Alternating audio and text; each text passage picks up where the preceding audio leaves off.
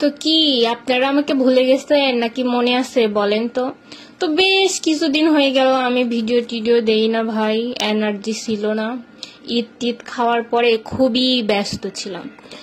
তো আমার একটা পার্সেল চলে এসেছিল। আমি সব সময় হচ্ছে কসমেটিক্স আইটেম বা স্কিন কেয়ার আইটেম গুলো হচ্ছে সাজগোজ থেকেই নেই।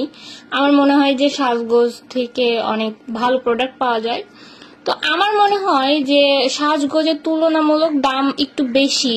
তো এবার আমি ইমার্টওয়ে থেকে নিছি। তো ইমার্টওয়েতে এই প্রোডাক্টগুলোর দাম সাজগোজ থেকে একটু কম ছিল, আবার অন্য প্রোডাক্টের দাম আবার সাজগোজ থেকে বেশি ছিল।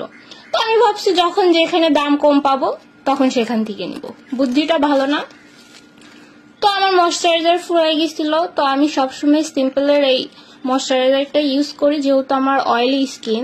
অবশ্য শীতের দিনে আমি নিভিয়া সফট ইউজ করি। তো গরম অনেক পড়ে গেছে, তো ভাবলাম যে নিয়ে নেই।